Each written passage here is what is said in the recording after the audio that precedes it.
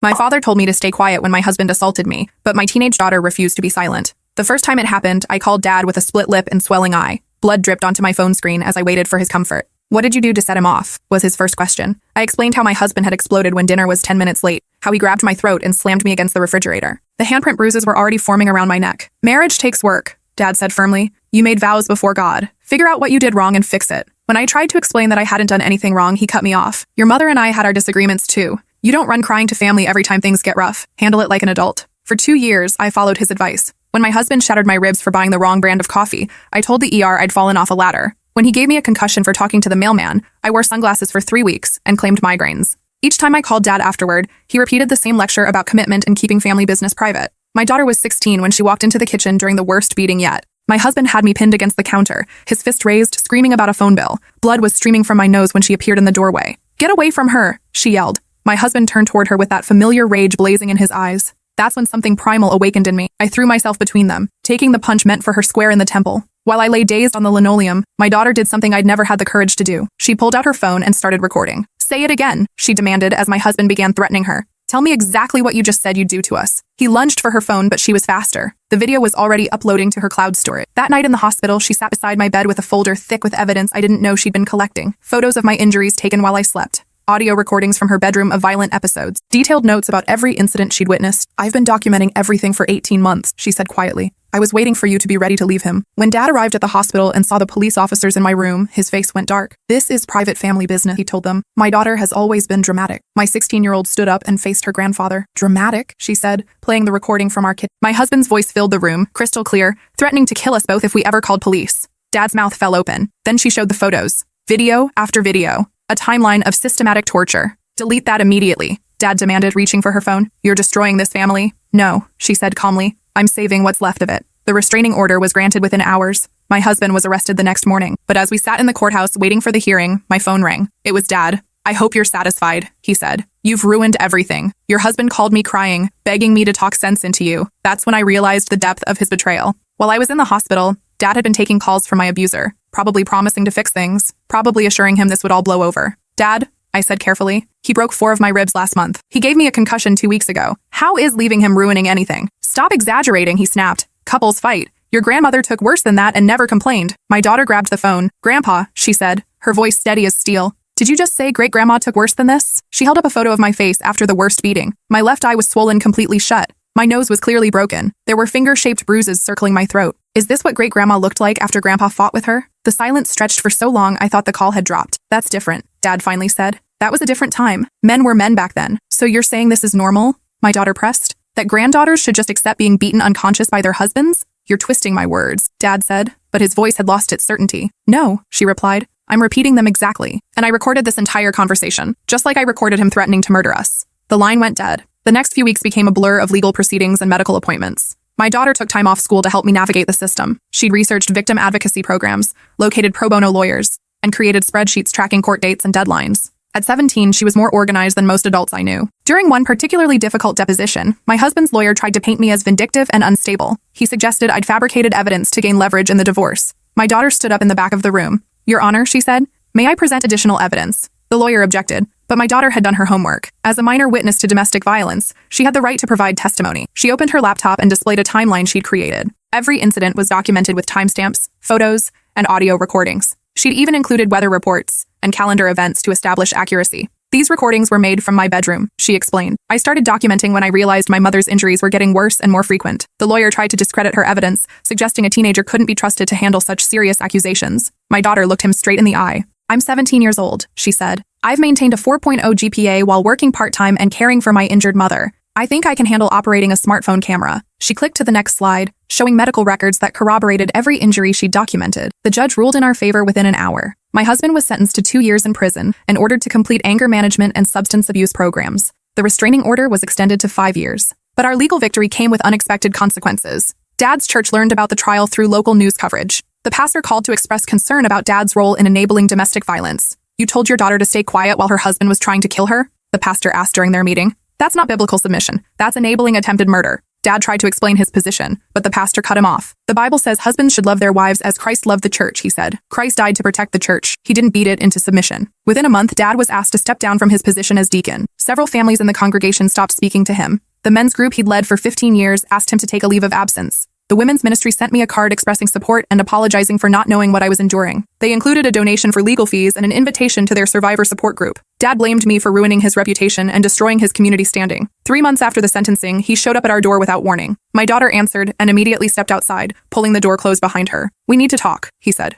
"Actually, we don't," she replied. "You had 2 years to support my mother while she was being tortured. You chose to support her abuser instead. I'm her father," he said, his voice rising. "This is between me and her." "No," my daughter said firmly. "This is between you and the choice you made to prioritize a man's reputation over a woman's life." Dad tried to push past her, but she planted herself in front of the door. "I've already called the police," she said, showing him her phone. "They'll be here in 3 minutes. You can leave now, or you can explain to them why you're harassing domestic violence survivors." Through the window, I watched my father's face cycle through anger, frustration, and something that might have been shame. "This isn't over," he said. "Yes, it is," my daughter replied. "You made your choice. We're making ours." After Dad left, I found my daughter sitting on the couch, shaking. The confident teenager who'd faced down lawyers and judges looked suddenly very young. "I'm sorry you had to do that," I said, sitting beside her. "I'm not," she said quietly. "I'm tired of adults acting like children while expecting children to act like adults." That night, she showed me something she'd been working on. It was a website called Silent No More, designed to help teenagers recognize domestic violence and document evidence safely. "I've been getting messages from classmates," she explained. "Girls whose mothers are being hurt, boys whose fathers hit them. They want to help, but don't know how." The website included step-by-step guides for safely recording evidence,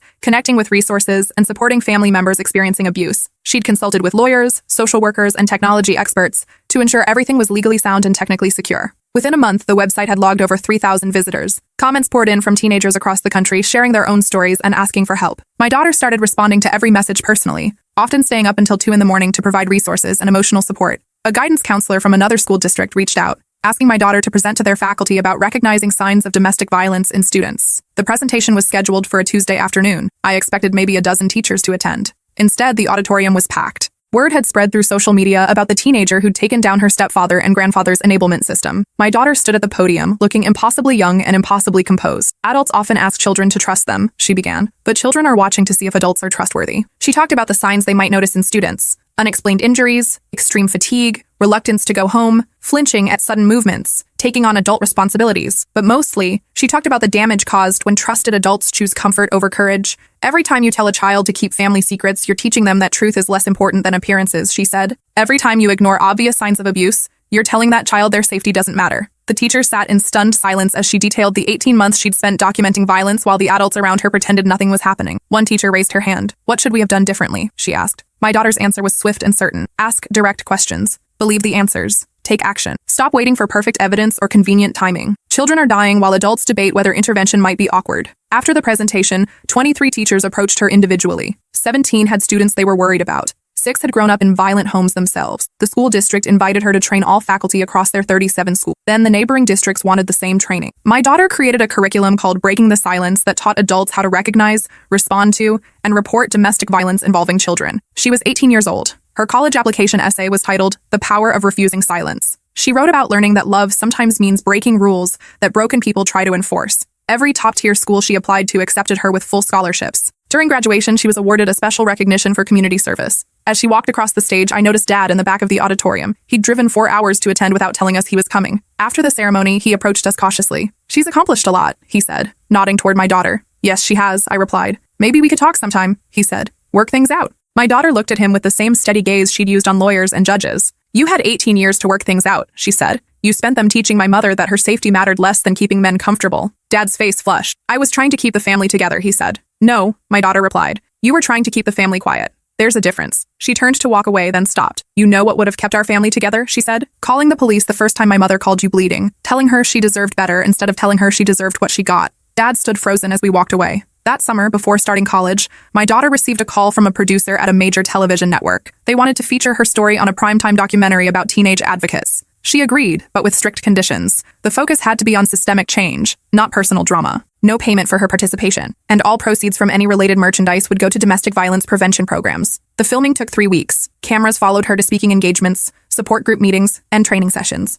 They interviewed teachers, social workers, and other teenagers who'd reached out for help through her website. The most powerful segment featured her testifying before the state legislature about proposed legislation requiring mandatory domestic violence training for school personnel. She was 19 years old, addressing a room full of lawmakers with decades of experience. Children are not miniature adults, she told them. They're children who need adults to act like adults. When you see a child trying to save their parent's life, your response shouldn't be to praise their maturity. It should be to ask why no adult was doing that job. The legislation passed unanimously. In college, my daughter majored in criminal justice with a minor in social work. She interned with the district attorney's office, specializing in domestic violence prosecution. Her first case involved a woman whose teenage son had been secretly recording his stepfather's violence. The parallels to our own story were impossible to ignore. The defense attorney tried to discredit the boy's evidence, arguing that children misinterpret adult conflicts. My daughter, now a certified victim advocate, was permitted to advise the prosecution. She suggested they call expert witnesses to explain the psychological impact of domestic violence on children. She provided research showing that children who witness intimate partner violence often develop hypervigilance and advanced observational skills. The boy's recordings were ruled admissible. The stepfather was convicted and sentenced to 4 years in prison. After the trial, the boy's mother approached my daughter. "How did you know exactly what to do?" she asked. My daughter smiled sadly. "Because I was him 5 years ago," she said. Her sophomore year, she was invited to speak at a national conference on teen advocacy. The keynote address was titled, "When Children Become the Adults in the Room." She talked about the burden placed on young people when the adults in their lives choose comfort over courage, about the necessity of breaking cycles that previous generations refused to acknowledge. The standing ovation lasted 4 minutes. A documentary filmmaker approached her afterward, interested in expanding her story into a full-length film. My daughter agreed, again donating any profits to advocacy organizations. The film, titled Breaking Silence, premiered 2 years later at Sundance. It won the documentary prize and was picked up for national distribution by a major streaming platform. The film followed 3 families where teenagers had taken action to stop domestic violence. Our story was the central narrative, but the filmmakers also featured a 15-year-old boy in Texas who'd helped his mother escape an abusive marriage, and twin sisters in Oregon who documented their father's violence against their stepmother. During the press tour, reporters always asked the same question: how did teenagers find the courage to challenge so many adults? The answer was always the same. Someone had to be the adult in the situation. When the actual adults fail, children step up because someone has to. The film sparked national conversations about the responsibilities of bystanders, the role of family loyalty in enabling abuse, and the ways children are forced to mature too quickly when parents fail to protect them. Dad saw the documentary during its theatrical release. He called afterwards, sobbing into the phone. "I didn't understand," he said. "I thought I was protecting the family." "You were protecting the family image," my daughter told him. "That's not the same thing." He asked if there was any way to repair the relationship. My daughter considered this carefully. "When you're ready to admit that teaching women to accept violence is wrong, we can talk," she said. "When you're ready to apologize to domestic violence survivors instead of their abusers, I'll listen. Until then, we have nothing to discuss." 6 months later, Dad enrolled in a year-long program for family members of domestic violence perpetrators. The program focused on understanding the dynamics of abuse, recognizing enabling behaviors, and learning to support survivors effectively. He completed every session and began volunteering at a local shelter, helping other family members understand their role in either perpetuating or stopping cycles of violence. 2 years after that, he published a letter in his local newspaper. It was titled, "A Father's Apology to Domestic Violence Survivors." In the letter, he admitted to prioritizing male comfort over female safety. He described the damage caused by teaching women to endure abuse rather than escape it. He apologized specifically to his daughter and granddaughter for failing them when they needed protection most. The letter generated hundreds of responses. Some praised his honesty. Others condemned him for speaking publicly about family matters. Several other men reached out privately, admitting they'd given similar advice to female family members. Dad started a support group for family members learning to unlearn harmful beliefs about domestic violence. My daughter read his letter twice, then set it aside. "It's a start," she said. "But apologies don't undo damage. They just acknowledge it happened." She graduated law school summa cum laude and was immediately hired by the state attorney general's office. Her first high-profile case involved prosecuting a man who'd beaten his wife while her teenage son documented evidence from his bedroom. The case gained national attention because of the similarities to our story and my daughter's background. During closing arguments, she addressed the jury directly. "Children shouldn't have to become detectives to protect their parents," she said. "But when the adults in their lives fail them, sometimes they have no choice." The defendant was sentenced to 7 years in prison. The boy's mother was granted full custody and protection under the state's victim compensation program. That night, my daughter called me from her hotel room. "I think we did it," she said. "I think we actually broke the cycle." She was right, but the cost had been enormous. We'd lost extended family, community connections, and the comfort of familiar traditions. We'd been forced to rebuild our entire support system from scratch, but we'd gained something more valuable. The knowledge that love doesn't require silence, that protecting family sometimes means exposing family secrets, that the strongest person in the room is often the one willing to tell uncomfortable truth. My daughter's advocacy work expanded beyond individual cases. She began consulting with law enforcement agencies on improving their response to domestic violence cases involving children. She developed training protocols that taught officers how to interview child witnesses sensitively while still gathering evidence effectively. Her work caught the attention of federal agencies. At 26, she was invited to join a task force developing national standards for investigating domestic violence cases. The recommendations from her task force became federal guidelines, implemented in police departments across the country. She also launched a nonprofit organization called Voices Unsilenced, which trained teenagers to recognize and document domestic violence safely. The program expanded to 43 states within 3 years. The organization developed an app that allowed teens to securely record evidence, connect with local resources, and support each other through anonymous forums moderated by trained counselors. Over 5,000 families had used the app's resources to escape abusive situations. When reporters asked about her motivation, she always gave the same answer. Someone taught me that silence protects the wrong people.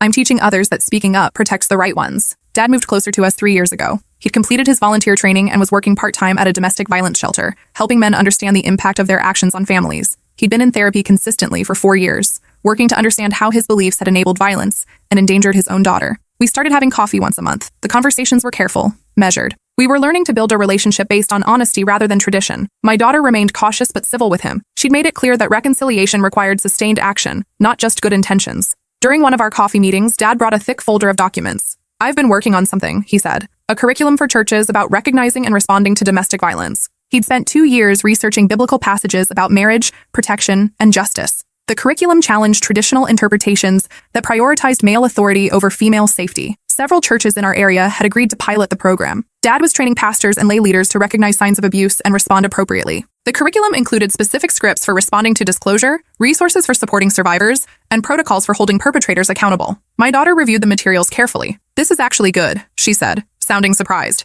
"You're not just talking about changing minds. You're giving people tools to change behavior." Dad's face lit up with something I hadn't seen in years: genuine pride in doing the right thing. The church curriculum was eventually adopted by denominational headquarters and distributed to over 800 congregations nationwide. Dad began traveling to present the training, sharing his own story of how traditional beliefs had nearly cost his daughter her life. His presentations always ended the same way: "If your theology puts women and children in danger, your theology is wrong. God doesn't require anyone to accept violence in the name of submission." Some people walked out during his presentations. Others approached him afterward, tears in their eyes, sharing their own stories of abuse hidden behind religious language. Dad kept a journal of every conversation, every family that reached out for help. By his count, his advocacy work had directly helped 47 families escape dangerous situations. My daughter's personal life also began to flourish. She met another prosecutor named Alex while working on a multi-state domestic violence case. He specialized in crimes against children and shared her passion for systemic change. Their first date was at a conference on trauma-informed justice practices. Their second was volunteering together at a shelter for domestic violence survivors. When they got engaged 2 years later, the proposal happened during a joint presentation to Congress about improving federal domestic violence legislation. Alex proposed immediately after my daughter finished testifying about the need for better training for family court judges.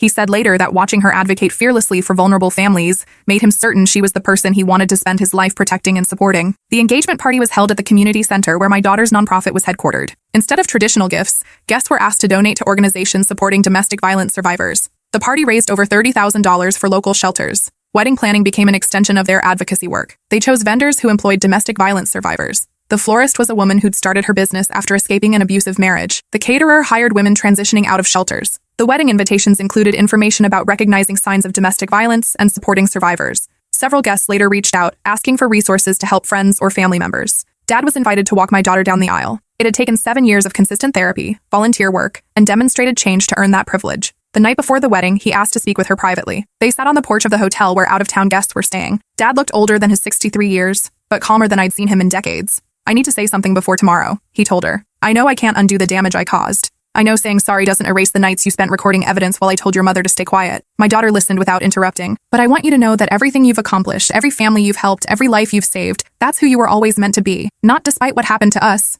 but because you refused to let what happened to us continue happening to others." He paused, wiping his eyes. "I'm proud of who you became, but I'm ashamed that you had to become it without help from the adults who should have protected you." My daughter was quiet for a long moment. "You know what I'm proudest of?" she finally said. "That we figured out how to build something healthy from something broken. That we didn't just survive, we made sure other people could survive too." She stood up and hugged him. "Thank you for doing the work to become someone worth forgiving," she said. The wedding was beautiful and meaningful in ways I couldn't have imagined. The ceremony included readings about justice, protection, and the courage to speak truth in difficult circumstances. Instead of traditional vows, my daughter and Alex made commitments to support each other's advocacy work, to model healthy relationships for the survivors they served, and to never let comfort override courage when someone needed help. The reception featured speeches from teenagers who'd used my daughter's app to escape dangerous situations. A 15-year-old girl from Michigan talked about how the evidence-gathering techniques she'd learned had helped convict her stepfather of assault. A 17-year-old boy from Florida described using the app's resources to connect his mother with legal aid after his father broke her arm. Their stories were difficult to hear but necessary to share. They represented thousands of young people who'd found their voices through my daughter's work. During the father-daughter dance, Dad whispered something to my daughter that made her smile through tears. Later, she told me what he'd said. "I'm sorry it took me so long to learn that protecting you was more important than protecting my comfort." The dance song was something she'd chosen specifically, a cover of a traditional hymn with new lyrics about justice, courage, and standing up for the vulnerable. As they danced, I thought about the 16-year-old girl who'd stood in our kitchen with a phone, recording evidence while her mother lay bleeding on the floor. That girl had grown into a woman who'd helped thousands of families find safety and justice. She'd turned her trauma into a tool for protecting others. But more than that, she'd refused to accept that silence was the price of belonging to a family. 6 months after the wedding, my daughter called with news. She was pregnant. "The baby is due in November," she said. "We're hoping for a girl." When I asked why, her answer made me cry. "Because I want to raise a daughter who never has to wonder if speaking up is worth the cost," she said. "I want her to grow up knowing that her voice matters more than other people's comfort." The baby was born on a Tuesday in November, weighing 7 pounds and 4 ounces. They named her Hope Justice, after the twin values that had shaped my daughter's life and work. At the hospital, as my daughter held her newborn daughter, she looked up at me with exhausted but determined eyes. "She's never going to have to save anyone," my daughter said. "She's going to grow up in a world where adults do their jobs." Dad visited the next day, bringing a wooden rocking chair he'd made himself. Carved into the back were the words, "Truth, Courage, Protection." As he held his great-granddaughter for the first time, tears streamed down his face. "I promise you," he whispered to the baby, "the adults in your life will never choose silence over safety." My daughter watched this interaction with careful eyes. Trust for her remained something that had to be earned daily. But as Hope gurgled and reached for her great-grandfather's finger, I saw something shift in my daughter's expression. Not complete forgiveness, but perhaps the beginning of healing that could span generations. That evening, as visiting hours ended and the hospital grew quiet, I sat beside my daughter's bed while she nursed Hope. "Do you think she'll have an easier life than we did?" I asked. My daughter looked down at her daughter, then back at me. "She'll have a different life," she said. "One where speaking up is normal instead of revolutionary. Where protecting children is expected instead of exceptional." She paused, adjusting Hope's position. "But most importantly, she'll grow up knowing that love doesn't require silence. That family loyalty means protecting each other, not protecting secrets." As I watched my daughter with her baby, I realized something profound had shifted in our family's story. For generations, women in our family had been taught that survival meant staying quiet, that love meant accepting harm, that family meant choosing loyalty over truth. My daughter had broken that cycle not just for herself, but for every generation that would come after. Hope would grow up in a family where truth was valued over comfort, where justice was prioritized over peace, where speaking up was seen as strength, not betrayal. Some wounds heal completely. Others leave scars that serve as reminders and teachers. The scar on my temple where my husband's fist connected has faded, but never disappeared. Sometimes I trace it with my finger and remember the sound of my daughter's voice that night, refusing to let violence hide in silence. The scar reminds me that some pain is worth enduring if it leads to permanent change, that sometimes the greatest act of love is refusing to accept what previous generations called normal. My daughter now runs a foundation that has helped over 10,000 families escape domestic violence. Her work has influenced legislation in 37 states and trained thousands of professionals in trauma-informed practices. But perhaps her greatest achievement is simpler and more personal. She raised a daughter who will never have to choose between speaking truth and keeping family. Hope is 3 years old now. She speaks in full sentences, asks endless questions, and shows no fear of adults who might try to silence her. Last week, she asked me why I have a scar on my face. "Someone hurt Grandma a long time ago," I told her. "But Mommy made sure it never happened again." Hope considered this seriously. "Mommy is very brave," she said. "Yes," I replied. "And so will you be." Because that's what my daughter gave us all. Not just safety from violence, but freedom from the silence that enables it. Some traditions deserve to die. Some secrets are too dangerous to keep. And sometimes the bravest thing you can do is let your child teach you how to find your voice. The cycle is broken. The silence is ended. And Hope will grow up knowing that her voice has power, her truth has value, and her safety will never be sacrificed for someone else's comfort. That's the legacy my daughter built from the ruins of what came before. Not just survival, but transformation. Not just escape, but empowerment for thousands of others. Some stories end with justice. This one ends with hope.